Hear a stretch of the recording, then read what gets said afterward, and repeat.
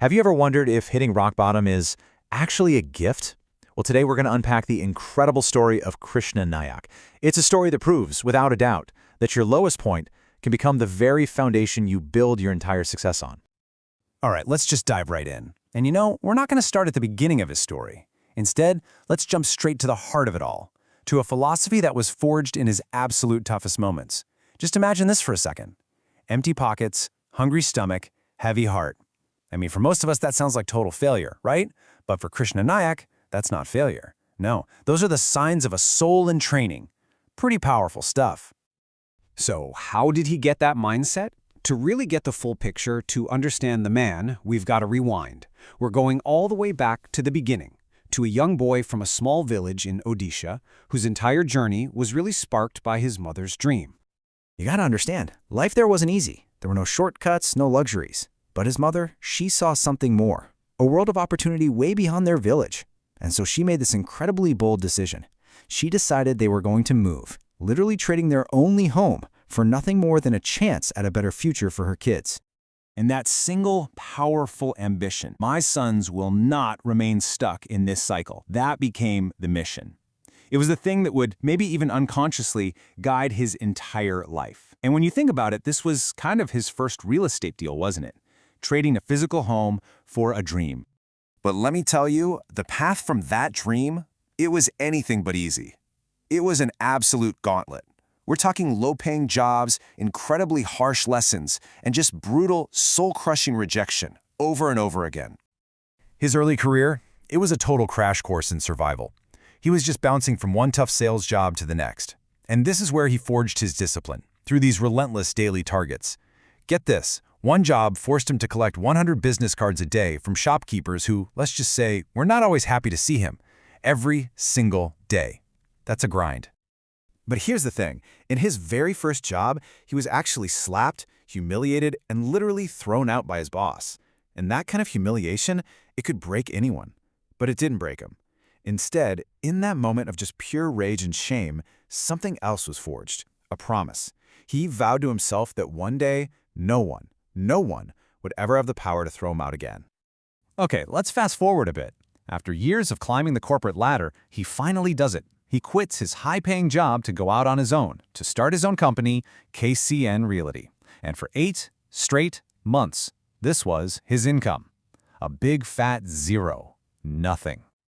And just to add to the pressure, right at the absolute peak of this financial struggle, no income, savings totally gone, his wife was in the hospital about to give birth to their second child. I mean, the timing couldn't have been more critical. He couldn't even pay the hospital bill. This was it. This was rock bottom. You've got a new life being born inside the hospital, and he's outside, totally panicking, trying to pretend to smile. It was a moment of just profound, crushing failure that would become the ultimate turning point. So what happens next? Well, it's in this darkest hour, sitting all alone in his empty house, that something inside him just shifts. That raw desperation started to transform into something else entirely, something like absolute faith. He basically had this raw, incredibly honest conversation with the universe. It wasn't a demand, it wasn't a plea, it was a total surrender. He just said, I've done everything I can, I don't know what to do anymore, I surrender. Please help me. It was a full admission that he had absolutely nothing left to give. And then the phone rang. I mean, we're talking almost immediately after this prayer, the phone rings. And on the other end, it's a client he'd shown a property to months ago, calling him completely out of the blue, saying he was ready to close the deal. Okay, and this is where the story gets really, really interesting. The client's name was Lakshmi Narayanan. Now, for those who might not know, Lakshmi is the Hindu goddess of wealth and prosperity. So for Krishna, this was no coincidence at all. He saw it as a direct, divine reply to that prayer of surrender. So now we're building a grand from zero. Because that single deal, you see, it wasn't just about the money. Not at all. It was the spark. It was the thing that ignited a firestorm of success, and more importantly, a renewed belief in himself. KCN Realty wasn't just born from a business plan, it was born from this moment of pure faith. And with this newfound confidence, he started building his brand. But he built it on pillars he had learned the hard way: complete transparency, total professionalism, and a focus on building real relationships, not just making quick transactions. And the momentum, man, it built incredibly fast. He started having these landmark months, like closing 10 deals for over 60 lakhs in commission. He closed one deal on a hospital property that brought in 40 lakhs alone. This stuff completely transformed his financial reality. And with that success, he finally got to fulfill his mother's lifelong dream by building her a home of her own. All right, let's talk about collaboration over competition. Because with all this success came a really profound realization. And this is where the story pivots, It stops being just about one man's success and becomes a blueprint that could change an entire industry. He basically landed on this core philosophy that, honestly, applies way beyond real estate. Look at the old way, competition. Everyone's isolated, you've got this scarcity mindset, and growth is slow. But he realized that if professionals, who are basically trained to see each other as rivals fighting over the same small piece of the pie, could just work together, well, they could achieve so much more. That's the collaboration model, networked and abundance mindset, and exponential growth.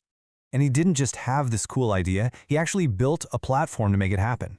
He founded the Real Realtors Club to turn this philosophy into a real movement.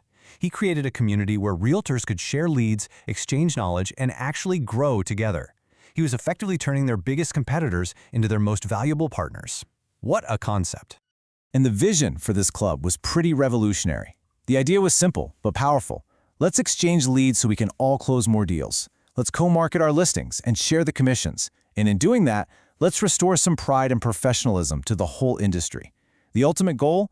To build a culture of grow together, win together. It's about changing the entire game. So this brings us to what he calls a realtor's noble purpose. Because this entire journey, from that village to rock bottom and back up again, it taught him something really important. His profession wasn't just a job, it was a profound responsibility to the families he was serving.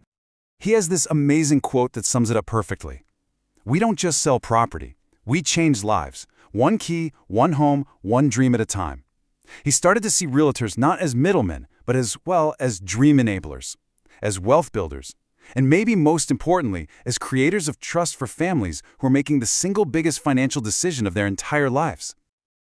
So, Krishna Nayak's story really leaves us with this one powerful question to chew on.